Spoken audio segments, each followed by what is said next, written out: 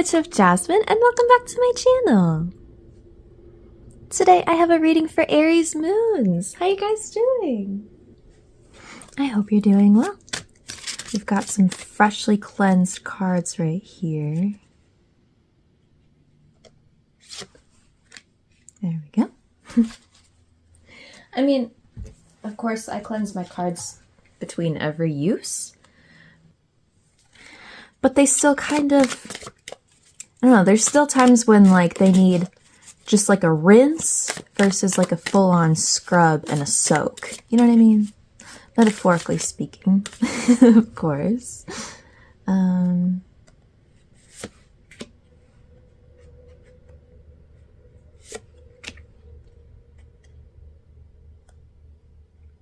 my gosh. Okay. Yeah, I think that one. Cool, cool, cool. So I needed to give them a really good cleanse. So I just did that this morning. So they're all ready to go. When I give them a good cleanse, in case you're wondering, I really love I love smoke cleansing just in general, with lots of things, but specifically with my cards when they need a good cleanse. I like using dragon's blood incense. It's really, really good. It's like bleach. That's how it feels. Like really strong, but really solid and reliable and good, you know? But anyway, I'm almost done with these. I'm just shuffling this out. But as I'm finishing up here, I invite you to take some deep breaths. I feel like there's like a million cards wanting to like come out today, but I think we'll stick with these ones. They feel very excited, very refreshed and ready. All right, Aries moons, let's take a look at your cards. So for the Oracle card, we have Victory. Ooh, with Aries, nice. And the air element. Look at that.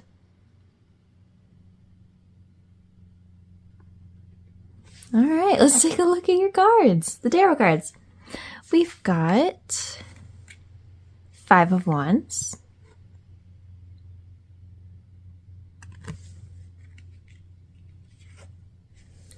the Fool,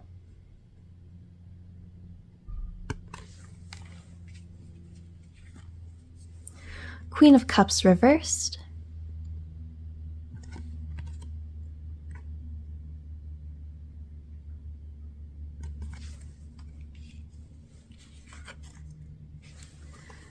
the Battle Wagon reversed, aka the Chariot reversed,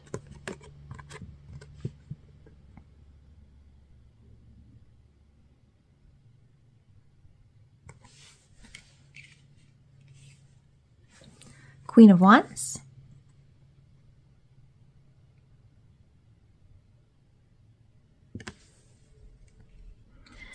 and Knight of Wands reversed.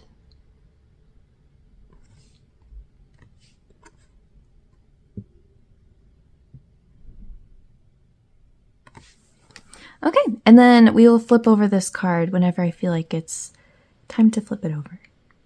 So I find the arrangement of all of this really interesting because we have struggle, and then in the center of it, this like beautiful, exciting, but also very stable energy. That's my cat, hold on. Which I think suits this Oracle card. It makes a lot of sense. One aspect of this card is a reminder that victory itself or any kind of success comes after a lot of losses or a lot of failures, right? Rarely, if ever, do you just have a clean, perfect victory, right? There's usually a lot of trial and error and mistakes and failures and losses that come before that, right? So that's kind of how I feel looking at this reading here. I'm like pausing for a moment because I'm trying to like figure out where you are in this, if we've already gotten to this yet or not.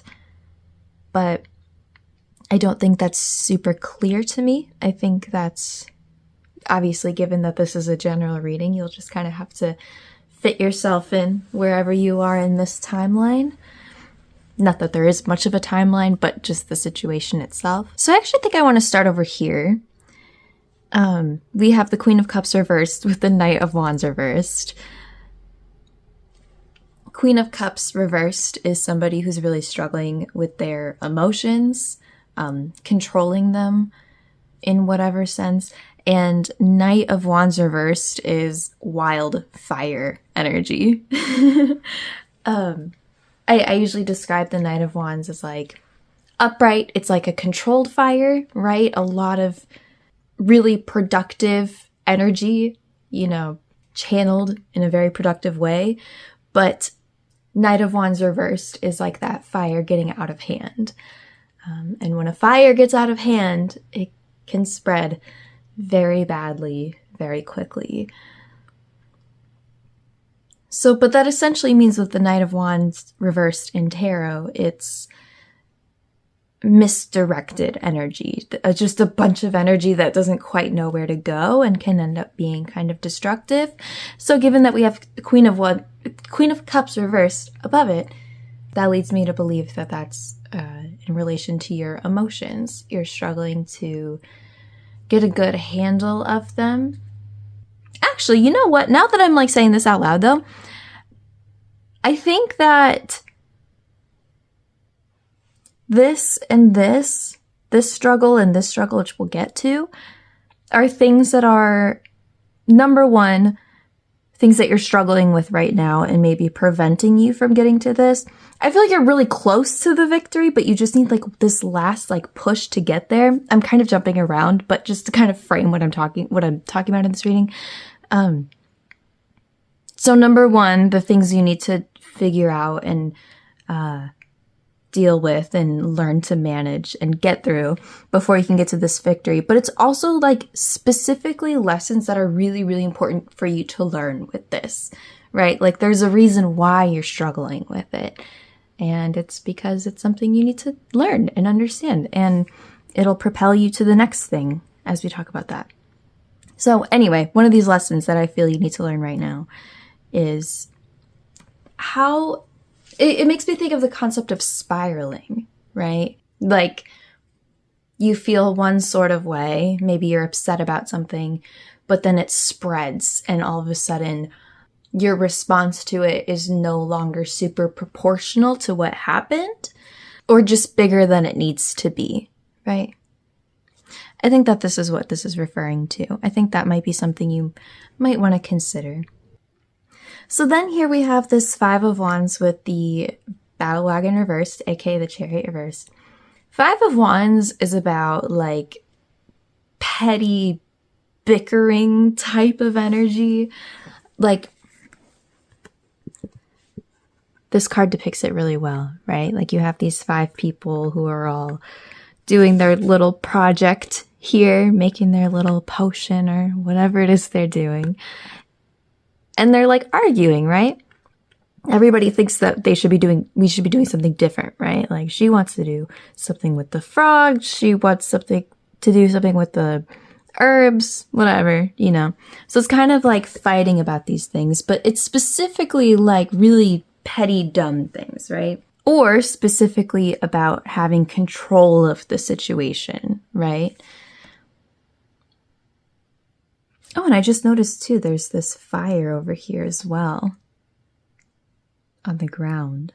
And then Battle Wagon reversed is also about struggling to maintain control, right?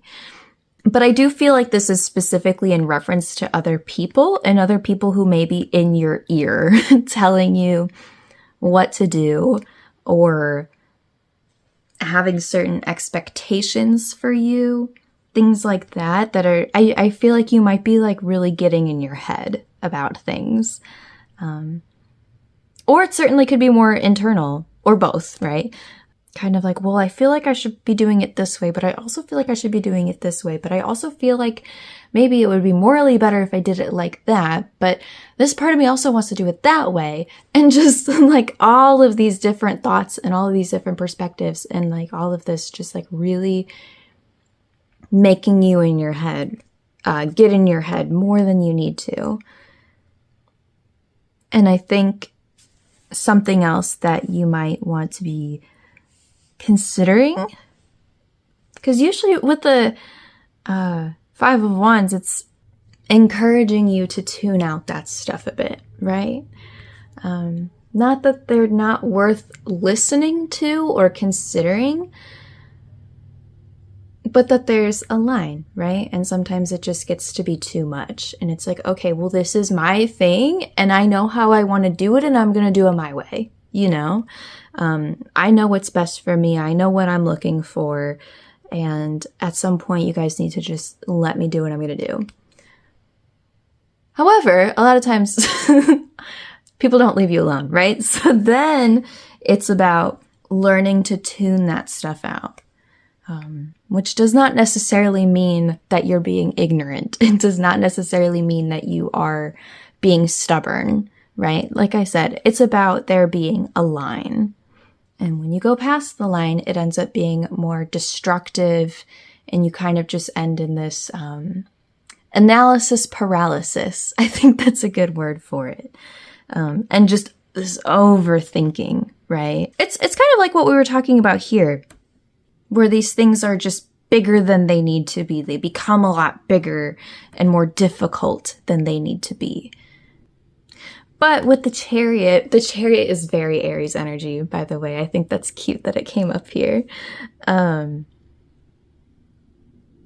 It's about learning to put your foot down, you know?